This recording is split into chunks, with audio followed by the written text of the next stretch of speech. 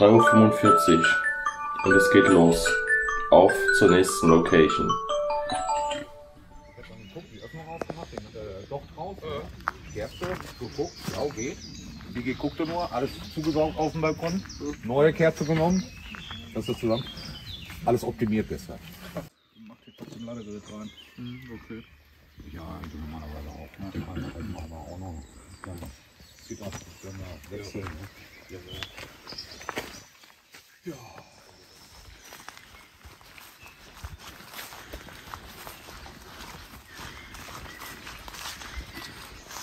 Ja, hallo Leute und herzlich willkommen zu einem neuen Video auf unserem Kanal. Wie ihr sehen könnt, wir sind hier bereits in einer Grube unter Tage und wir wollen uns heute eine Uferlagerung anschauen aus dem Dritten Reich. Und wir sind heute mit Team Urbexner am Start, Spurensucher Andy, und später kommen noch einige Kameraden dazu, wo es auch nochmal in eine weitere Anlage geht. Das werden wir aber dann auch in einem anderen Video sehen. Jetzt geht es erstmal um diese Uferlagerung und wir machen jetzt gleich erstmal ein bisschen Licht an und werden euch gleich was zu der Anlage erzählen.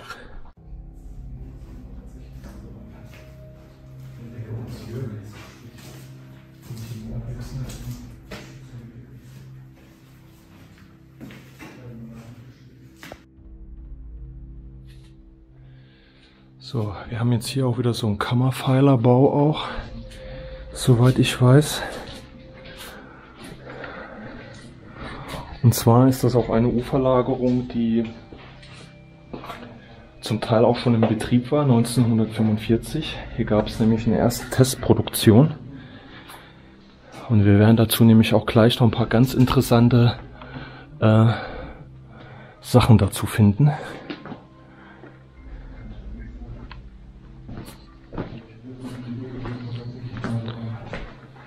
Da hinten ist Jörg von Team Urbexner.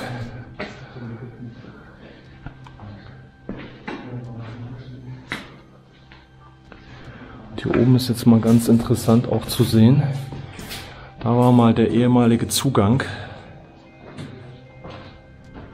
Da seht ihr noch die Metallkonstrukte hier oben. Da ging es nämlich mal raus. Hier war die Zufahrt hier rein. Da unten ist Dennis und Andy. Und zwar sind das hier Asphaltgruben, ehemalige.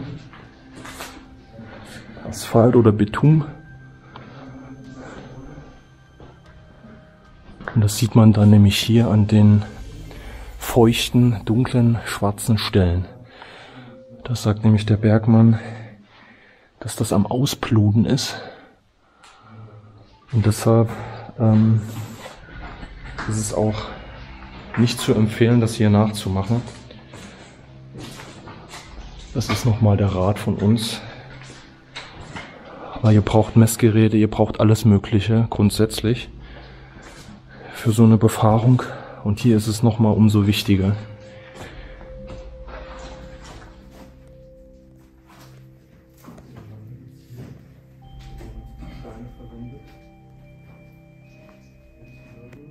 So, hier unten geht's aus Stret runter. Hier ist schon ein Pfeiler zusammengebrochen. Hier oben, das ist auch immer ganz interessant zu sehen, dann hat man nämlich teilweise, müssen wir ein bisschen hier vorgehen, solche Holzkeile. Hier oben, wo ich jetzt mit dem Lichtkegel bin, die hat man reingemacht, um ja anhand dessen zu hören, wenn das Holz dann bricht oder knackt oder Geräusche macht, dass sich hier oben die Firste nämlich jetzt bald verabschiedet. Also dass sich der Berg bewegt. Und das haben die Bergleute reingemacht, um das zu erkennen frühzeitig, bevor dann da was zusammenbricht.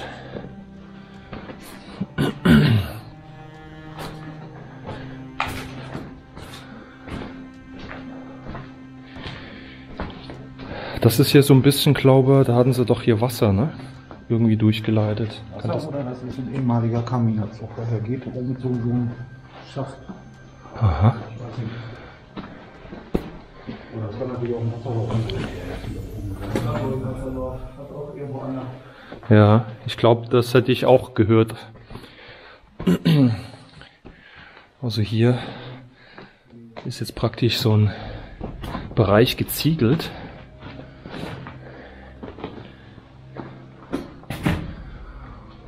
Und ich glaube, da hatten die nämlich Wasser hier in der Anlage auch verteilt. Ja, Andy hat hier recht, hier geht das irgendwie zu so einer Art Abzug, aber das wird Wasser gewesen sein hier, weil da ist auch so ein Wasserrohr drin.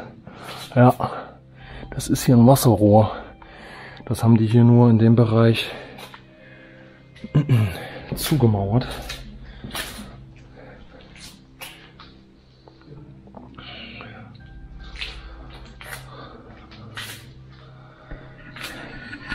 Ja, in der Anlage sollten Funkgeräte produziert werden und sogar Teile der V1, also der Vergeltungswaffe 1.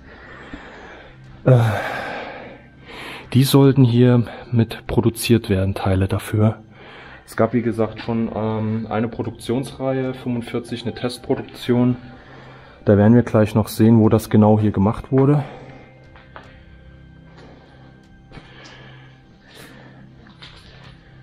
Also das ist eine Anlage, wo auf jeden Fall schon was passiert ist. In vielen Untertageverlagerungen gab es ja noch einen rudimentären Ausbau auch und da ist ja gar nichts passiert. So, wir gehen jetzt ein bisschen in die Anlage rein. Hier zweigt sich jetzt erstmal einiges ab.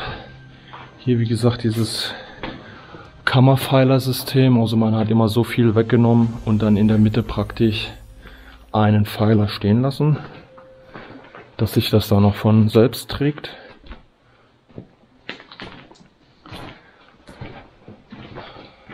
So, und hier beginnt es so langsam schon, ne? Da haben sie teilweise dann die Böden begradigt. Ja, und da hinten sieht man eine Menge Mauern schon. Ich glaube, hier geht es los.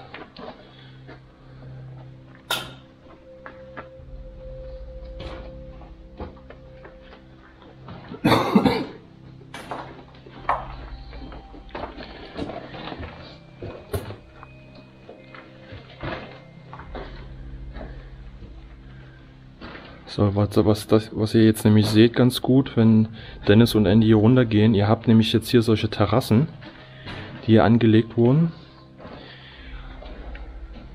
weil man diese Terrassen praktisch genutzt hat, um da verschiedenste Maschinen aufzubauen für die Produktion. Und es ging dann halt jeweils auch noch ein Gleis zwischen den Anlagen her, wo man die Loren bewegen konnte, die halt Material hin und her geschafft haben, zu so einem Aufzug.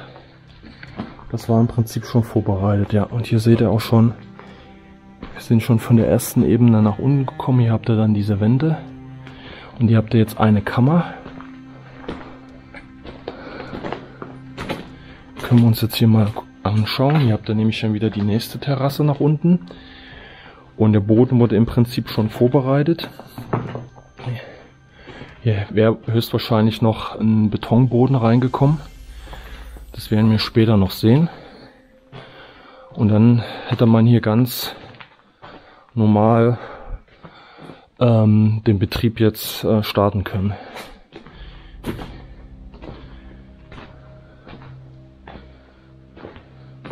So, hier seht ihr das jetzt auch wieder ganz gut. Hier ist die nächste Terrasse, dann kommt die nächste Terrasse und so weiter. Und das ist jetzt mal was wir bisher in unseren befahrenen Anlagen so in der Form noch nicht gesehen haben. Und das wird halt gleich noch richtig krass. Und hier sehen wir auch was Interessantes. Ich nehme jetzt mal die große Lampe weg. Das ist diese Ausblutung von dem Berg hier. Dieses schwarze Zeug, das ist der Asphalt, das Bitumen, was hier ausgelöst wird aus dem Gestein. Da sind auch schon Beschriftungen an den Wänden, die 73. Hier oben habt ihr auch wieder überall diese kleinen mit Holzpflöcke drin. Wie gesagt, damit das hörbar ist, wenn etwas zusammenbricht oder kurz davor ist. Hier oben, also das ist ja auch eine Anlage der SS direkt. Es gab ja auch Anlagen, die wurden oder im Zusammenhang mit dem mit der Organisation Todt auch gebaut. Hier oben habt ihr die Stromtrasse. Seht ihr noch einen Isolator? Und hier wäre höchstwahrscheinlich auch ein Zugang gewesen. Riesen Eichenstämme, die das hier abstützen sollten. Ja. Und hier auch.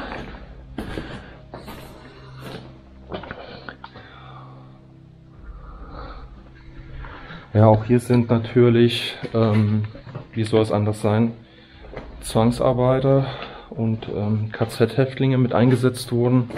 Auch Größenordnung wieder um 1000 Menschen, die hier mit dieser Anlage für den Ausbau hier vorbereiten mussten.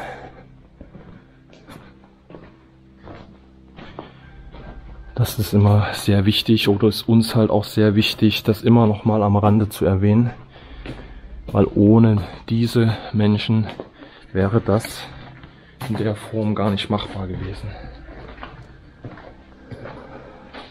So, hier unten seht ihr nämlich Andy schon in der nächsten Terrasse und da geht es nämlich weiter.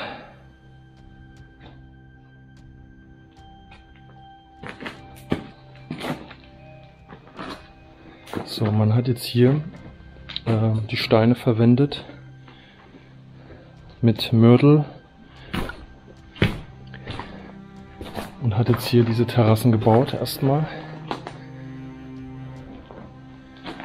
im ersten Stadium und später ist das Ganze dann noch professioneller geworden, wie ihr das da unten schon seht. Hier ist schon die erste Betonwand.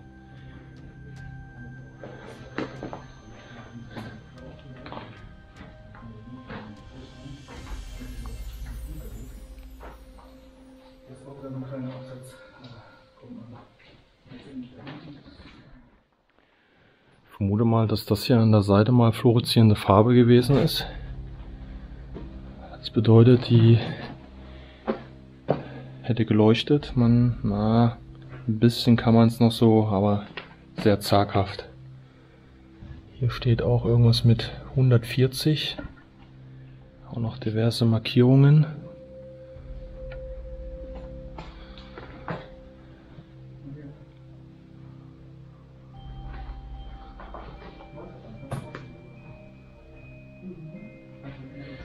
Und hier ist es auch ganz interessant. Wir haben jetzt hier einen Bereich, der betoniert wurde.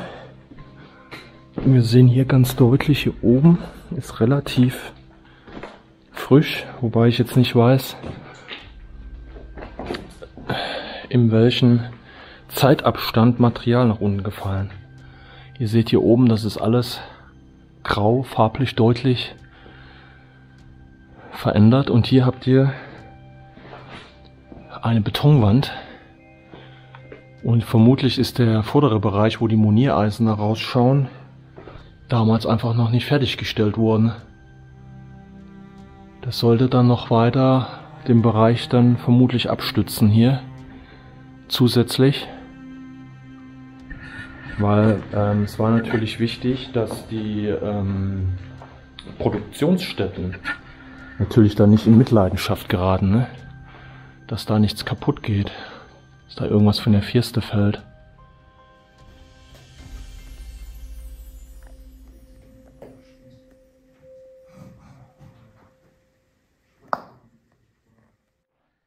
Ja, wir haben es jetzt hier auch gerade noch mal eben aufgenommen. Hier oben ist auch wieder ein Stück rausgefallen und hier seht ihr das jetzt nochmal in dunkler Farbe. Wir vermuten mal, dass das ja halt im Prinzip wie so eine Ader ist, dass das Ganze nachläuft, dieses Bitumen oder Asphalt dann in dem Moment. Und ja, das Gestein halt durchsetzt, was eigentlich eine Asphaltkalkgrube in dem Moment ist. Wirklich sehr interessant, das hatten wir in dem Fall auch noch nicht gehabt. Wow, und hier haben wir jetzt auch schon eine richtige Treppe, eine betonierte. Boah.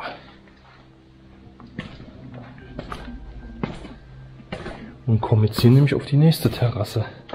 Was oben noch Stein war, ist hier jetzt schon richtig betoniert. Und hier sieht man nämlich auch, hier war ein Gleis, was halt die Materialien hin und her transportiert hat. Da müssten wir wahrscheinlich dann auch irgendwo gleich noch den Schacht finden. Und seht ihr mal, wie hoch jetzt diese Mauer dann praktisch schon ist von der Terrasse. Wenn ihr jetzt mal einen Vergleich habt, so 1,90 ist das jetzt schon 2,50 Meter locker. Und hier standen dann die einzelnen Maschinen. Und hier geht es dann wieder zur nächsten Terrasse runter. Und das hatten wir halt noch in keiner UV gehabt, sowas. Diesen Ausbaustatus auch.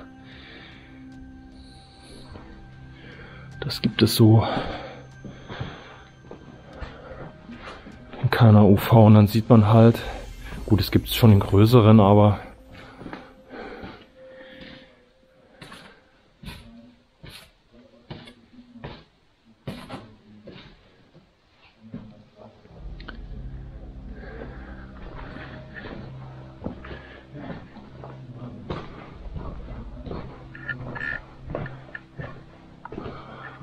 immer den großen Pfeiler nochmal. Ja, man hat hier im Prinzip künstlich den Pfeiler verstärkt. Der wird sich nämlich hier verabschiedet haben. Jetzt sehen wir das von der anderen Seite. Und irgendwo waren auch auf solchen Podesten, die man dann gelassen hat, auch teilweise Kräne. So kleine Behelfskräne eingelassen, die dann auch Material umschlagen konnten in dem Moment, wenn dann irgendwelche schwereren Sachen bewegt werden mussten. Da unten ist auch schon die nächste Mauer, also hier geht's Schlag auf Schlag.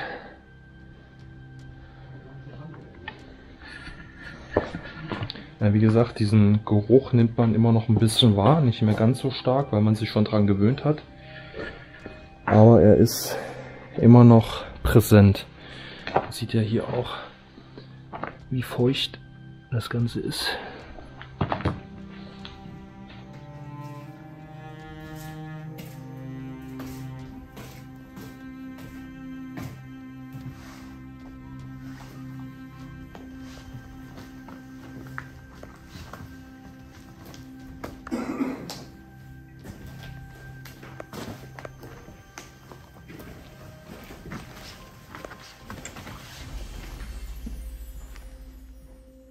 Wir gehen jetzt wirklich peu à peu nach unten.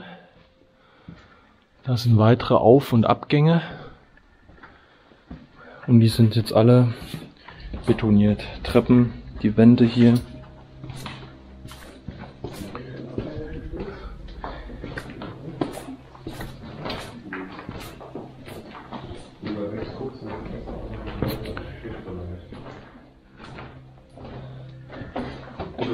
Ja, genau, richtig. Hier sieht man es nämlich mal richtig gut, was Dennis hier gefunden hat. Hier ist dieses harzölhaltige Bitumen oder Asphalt, was jetzt hier überall so aus den Wänden sickert und den Felsen hier auch so dunkel macht halt. Ja. Hier liegt zum Teil jetzt alter Draht rum. Und hier oben ist auch irgendwas Metallenes, habe ich gerade gesehen.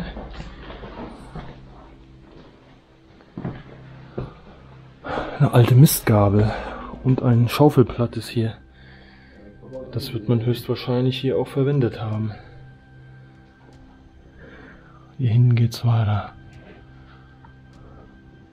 Oh, hier ist glaube ich auch wieder was rausgebrochen. Ja klar, der Bereich hier Wie gesagt, die Anlage war ja schon im Betrieb. Da werden auch die ganzen Verbrüche hier nicht gewesen sein.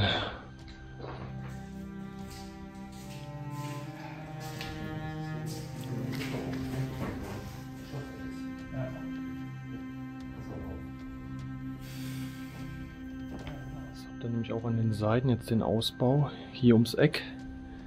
Die Wand. Auf der Seite hinten auch. Ich gehe mal hier auf den Verbruch.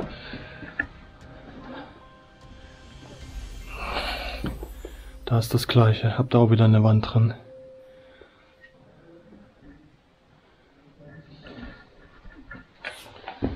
Die einzelnen Sachen wurden schon gut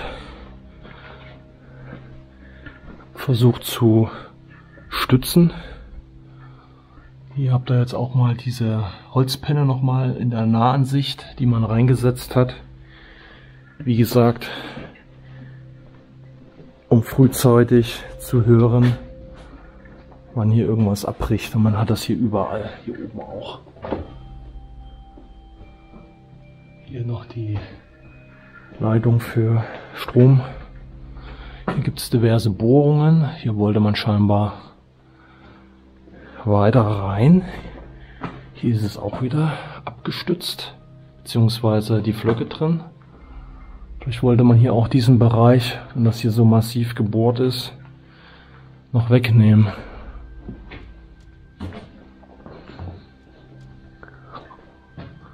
Da geht es auch immer so terrassenmäßig nach oben. Das ist wahrscheinlich jetzt ein Bereich, der einfach noch nicht fertig war. Ich weiß jetzt nicht ganz genau, wie viel Quadratmeter Ausbau man gemacht hatte. Ich glaube aber, das müssten um die 10.000 gewesen sein. Und ich bin mir nicht sicher, ob das noch erweitert werden sollte, weil hier hat man auch die Sicherung, die Leitung, Oberleitung. Ja, hier geht es aber auch noch weiter. Oh ja, da hinten geht es auch noch weiter. Ja, würde ich mir jetzt nicht so weit von meiner Truppe jetzt hier entfernen. Das ist nämlich immer schlecht. Weil gerade auch in dieser Grube jetzt hier, da muss man nämlich noch mal ein bisschen besonders aufpassen. Oh, was ist das denn hier? Das ist hier eine alte Fassung. Das sieht fast so aus. Das könnte jetzt hier von der Stromleitung oben sein. Isolator oder sowas. Ja. Okay.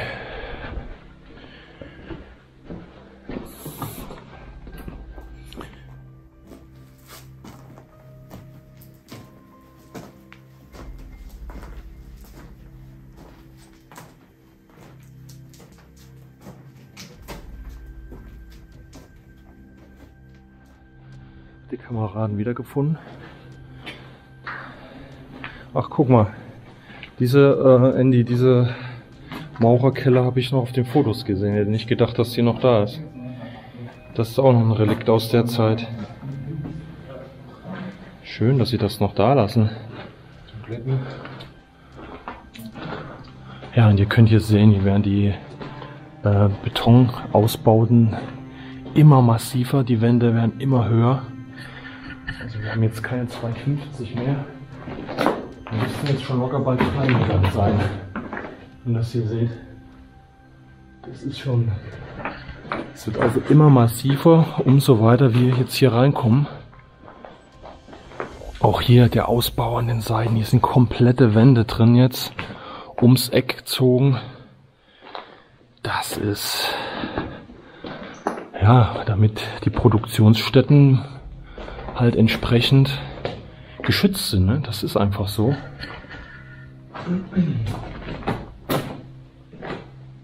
Das ist Wahnsinn. Was die hier angemacht haben.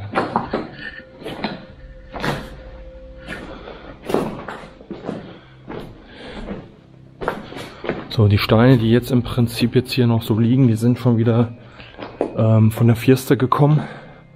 Die kleineren Steine, die hat man schon praktisch ja, mehr oder weniger zerstampft, damit das hier begradigt wird.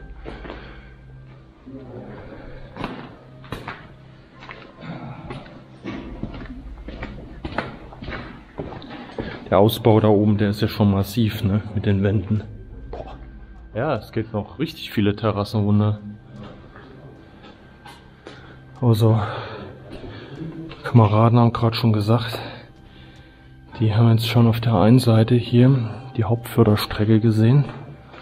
Und da ist nämlich auch dieses Einfahrtsportal zu sehen. Das müssen wir unbedingt uns gleich angucken.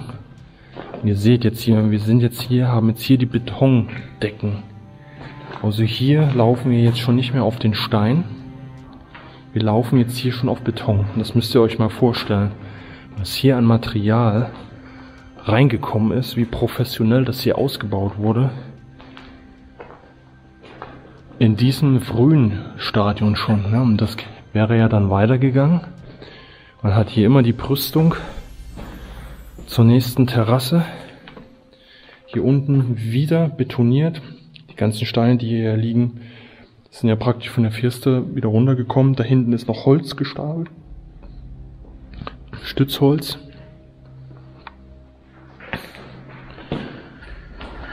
Das ist wirklich so immens.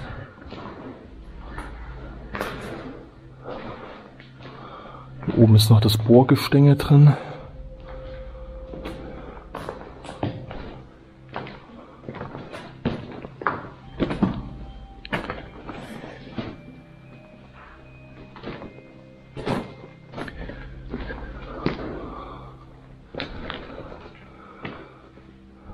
Und da hinten ist auch schon wieder eine Wand. Boah. Wahnsinn.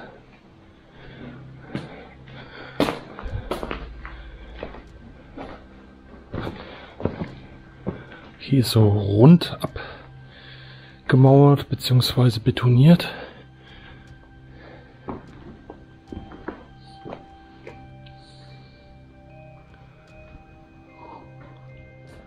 So, wir sind jetzt hier auf dieser Hauptförderstrecke.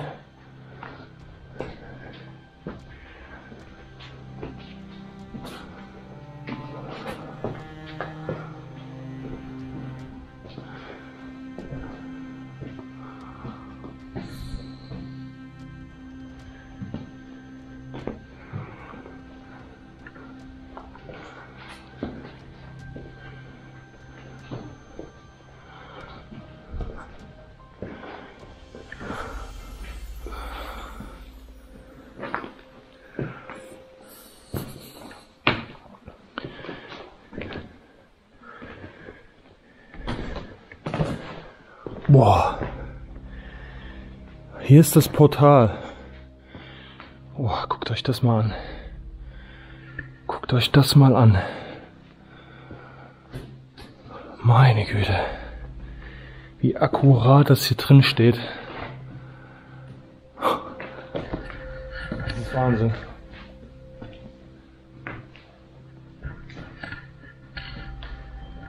Das war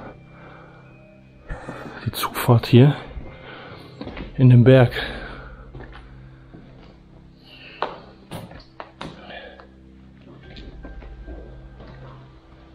Ein Stück von dem Gleis. Oh, und hier sind alle Stempel abgebrochen. Hier wäre es rausgegangen.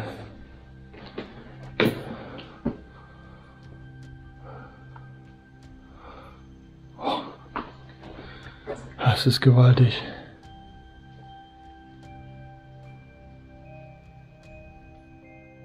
Ja. Hier geht man jetzt im Prinzip so hoch über das Portal. Das ist sowas von exakt hier reingebaut und dann ist man jetzt hier auf dieser Terrasse.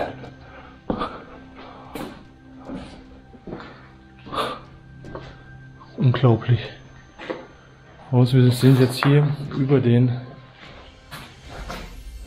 der Zufahrt in den Berg. Und hier wären dann, ich weiß nicht, ob dann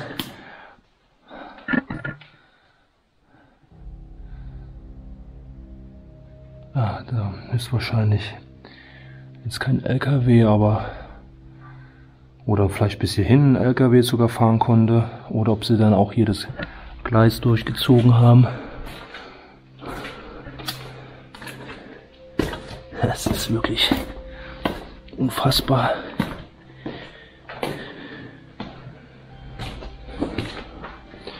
Diese Schalenbauweise im Prinzip, und dann hat man das hier reingegossen.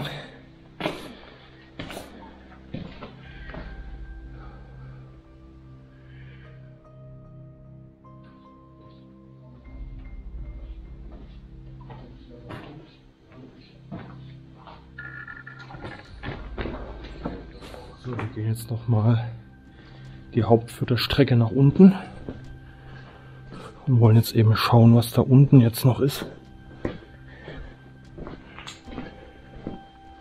Aber das ist wirklich schon gigantisch, was man jetzt da sieht. Und das ist ja, sage ich mal, im Verhältnis zu anderen Anlagen, die ja noch deutlich größer sind oder größer werden sollten. Schon Wahnsinn. Das sieht mir aber auch irgendwie aus, als ob es hier rausgegangen wäre, hier unten. Mit Sicherheit wäre es hier noch weitergegangen. Weil hier hat man auch wieder ein Gleis. Eine Schiene.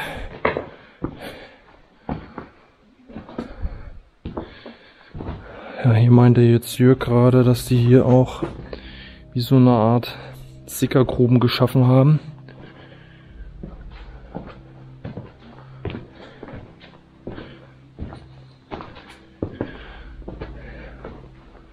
Das Wasser dann später abgepumpt wurde. Ja, hier sieht man nämlich so eine Tonrohre. Ja. Da auch.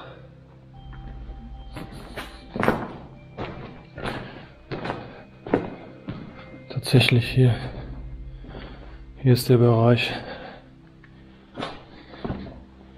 Das hat man nämlich von oben gar nicht gesehen. Das ist hier praktisch unten runter. Hier ist nämlich die Betondecke. Und hier ist das Wasser, was sich hier gesammelt hat.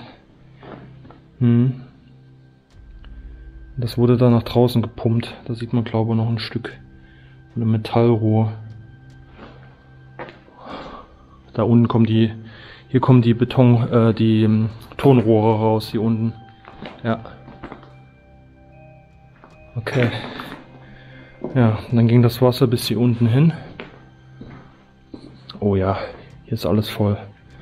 Die haben sie hier schon wieder rausgebrochen, beziehungsweise hatten die damals wahrscheinlich reingelegt. Ich meine sogar, dass ich das relativ intakt gesehen hätte mal auf irgendwelchen Fotos.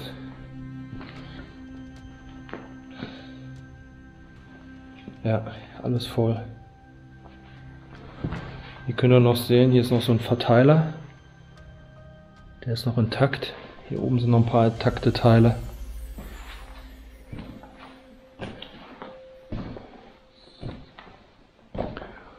Hier geht es wieder hoch.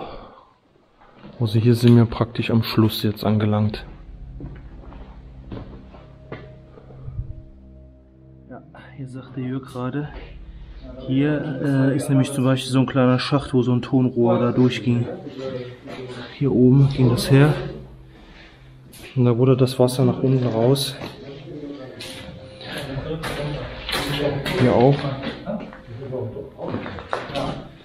Jetzt stehen wir wieder auf dieser Zufahrt.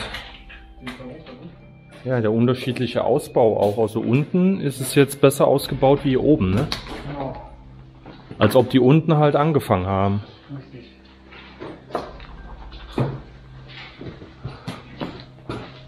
Was wieder unlogisch ist, dass sie dann unten einen Testbetrieb gemacht haben, ne?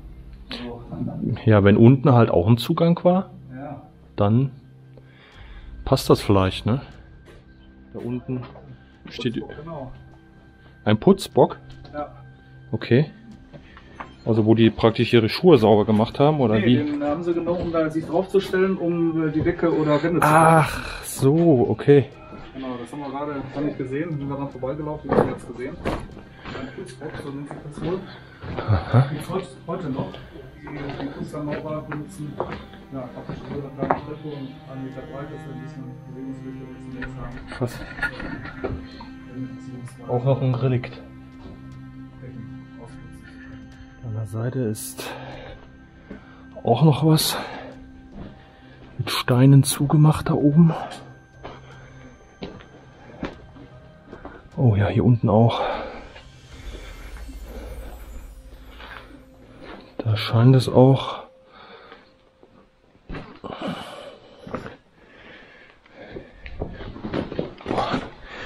mal ein bisschen aufpassen hier. Hier unten liegt nämlich auch ein Gleis.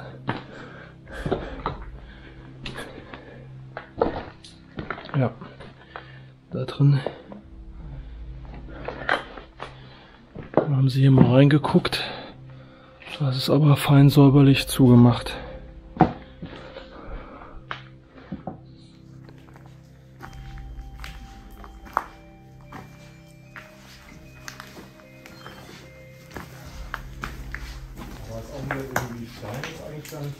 Richtig, genau, rötlich.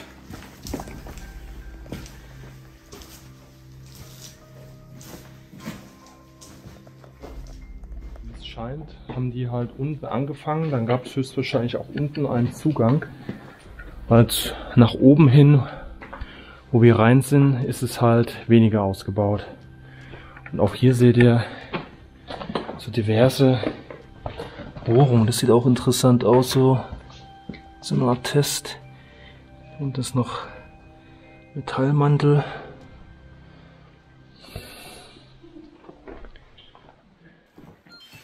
So Leute, das war's jetzt hier mit der ersten Uferlagerung. Wir werden heute, wie gesagt, noch eine zweite Uferlagerung anschauen, aber nicht mehr in diesem Video. Deshalb sollt ihr auf jeden Fall dranbleiben. Zu dieser Uferlagerung nochmal, der Ausbau, habt ihr ja gesehen, war richtig interessant. Dann hat man jetzt mal einen Vergleich, wie es teilweise ausgesehen hat. Es gibt natürlich noch andere größere Uferlagerungen, die einen ähnlichen Ausbau haben, aber die haben wir jetzt selbst noch nicht befahren. Deshalb war das jetzt für uns auf jeden Fall Neuland. Und wie gesagt, man muss wieder dran denken, mit was für Arbeitskräften das Ganze hier bewerkstelligt wurde. Und es war für uns auf jeden Fall sehr, sehr interessant und es bleibt eigentlich nicht viel mehr zu sagen. Bleibt uns dem Kanal treu, schaut die nächsten Videos, schreibt uns gerne was in die Kommentare dazu und ja, wir sehen uns im nächsten Video. Macht's gut!